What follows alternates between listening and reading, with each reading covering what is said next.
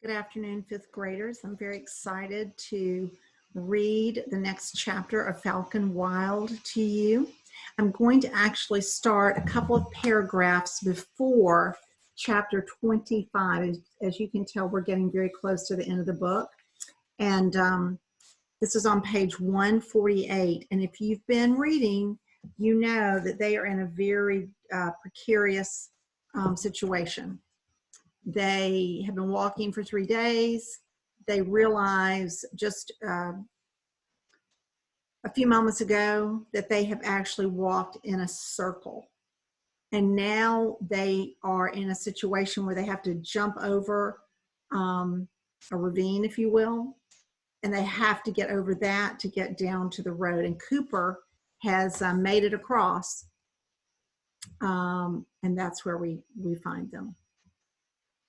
I back up as Cooper did and then sprint to the edge. Just as I'm about to launch myself across the crevasse, a hot wave of nausea grips me. I stumble at the last second. My leap is not enough to propel me to the other side. I reach for the edge and miss. Chapter 25. I find myself falling, but then Cooper's hand snakes out and snatches my wrist. It's my bad arm, and the pain of it nearly makes me pass out. I hang freely over the chasm. My vision is jerky and narrow, like looking through a camera lens. I see the rough rock in front of me, the open sky, and Cooper's wild eyes, which are green with flecks of light gold. There is impossible darkness below me, and Cooper's fingers dig into the red marks on my arm. He's on his stomach with his arms stretched out, clutching me. His face is strained. Don't let me go. Climb, he grunts. Cooper, don't drop me, don't. He tries to pull me up, but he slips farther toward the edge. My right arm finally connects with the rock, and I grip it like a tree frog. The unbearable pressure on my injured arm lessens as my weight is transferred. Our eyes meet. Climb, Cooper says. With Cooper pulling on my wrist, I claw with my other hand, kicking my feet. The sharp edge of the rock rips the knees of my jeans as I teeter on the edge. The next moment, I'm scrambling over the rim. Cooper and I lie on our backs panting. We both take a moment to just breathe. But we have to keep moving or we're going to die up here. When I try to stand, the ground spins around me. I stumble forward. What happened? He asks. Nothing. You can hardly walk. Let me help you. The last thing I want is to accept help from him, but we have to get off this mountain. I lean on Cooper's shoulders as he puts an arm around me. God, you're burning up, he says softly. I know the direction I have to take. The image of the road and our van lying on its side is burned into my mind now. We lurch toward the forest. The only sounds I hear are the shuffling footsteps we make and my own heartbeat. Even the wind has stilled. I search for Stark in the sky, knowing she'll love the coming snow. The first snow is always so exciting at home. It was a time for hunting. You can see tracks more easily. What I wouldn't give to be home now, getting ready for a hunt with Tank and Aunt Amy and Gavin. The fever is muddling my thinking. I can almost imagine that all of this was a dream. And I'm going to wake up in my treehouse and go clean the mews. I stumble and come back to my actual circumstances. I'm not hunting with Tank. I'm racing a clock. I'm racing toward our van that I left 3 days ago, thinking I would be back in a few hours. With my head up, I keep marching, weaving in and out of balance. I need to stay upright. It's the only reason I allow Cooper to touch me. Karma, listen, these last few days, don't talk to me, I interrupt. My muscles ache with cold and stiffness. Cooper remains quiet during the rest of our trek and keeps shooting me worried looks. His lips pressed together with fear. All his squawking and feather ruffling are absent now. There's no mask of indifference. I can read him plainly. but but I don't care. Finally, I see things I recognize, the trees, those shrub brushes, and the shape of the boulders as we pass.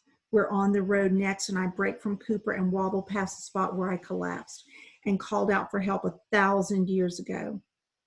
Was it really just a few days ago? I feel as I've aged a lifetime since then. I fall down the steep embankment, sliding on my butt, holding my arm against me.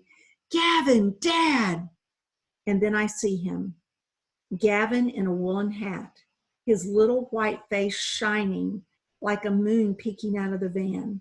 The sight of him sends a jolt through me that travels straight to my heart. I watch his expression shift from relief to dismay as he takes in my condition and the fact that there are no police cars or ambulances or doctors or firefighters behind me. There is only Cooper. I give Gavin the short version of the last few days as we climb through the back doors of the van. Dad is under a blanket and still in the same place I left him. Dad, I'm here, I say, but he doesn't respond. He's so white. I can see little veins under his skin. I can't stand to see him helpless like this. This can't be Dad. My dad, who always walks tall, always has a ready smile, and always crinkles up the corners of his eyes. Now he's small and pale, and his beard is all messy and growing in. I don't know how Gavin has dealt with it all these days. Dad, can you hear me? He's been like that all day, Gavin says beside me. He won't even drink anymore. Gavin's face shows all the worry and fear he's had to live with by himself. It makes me want to scream and pound something. He's been stuck in this van, dealing with something no kid his age should have to deal with. The love I feel for my family overpowers me. I finally make it back to them. It almost doesn't feel real that Gavin is sitting in front of me, alive and whole. Relieved, tears spill over and down my face. Gavin hugs me, then pats my shoulder as if I'm the younger one. I pull out the fortune game, dried hard and brittle. Gavin takes it and stares at the paper glumly. I didn't mean to give you a bad fortune. I don't want you to die. I know, Gav. I didn't, and we won't. We're all going to be fine. I'm making a new fortune. I'll be safe with my whole family at home very soon. I'm only making good fortunes from now on, he says. I hear something and turn my attention to Dad. Dad, are you awake? Please talk to me. I smooth his hair off his gaunt face and bend closer. My heart leaps as his head rolls away from me. His eyes open and he mumbles something, but he's not looking at me. I can see he isn't focused on anything. He needs to get out of here right now, all of us do. Cooper, I can't believe I forgot about him. Where is he? I lurch through the back doors and spy Cooper sitting on the ground next to the tipped over van. His shoulders are shaking. My fever forgotten, I charge over to him, but pull up when I see his face. It wasn't me. It wasn't me, he says over and over. Cooper looks up at me, tears streaming down his face.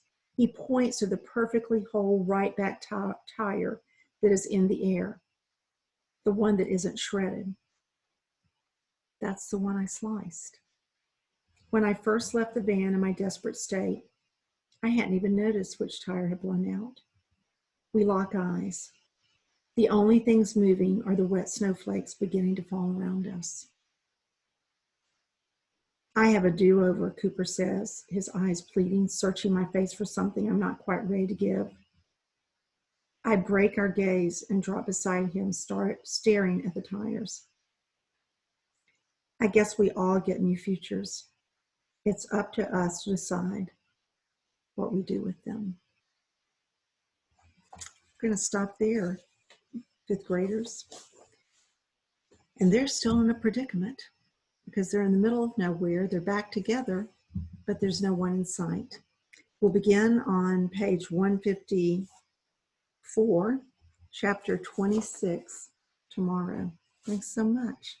Take care of yourselves now. Bye.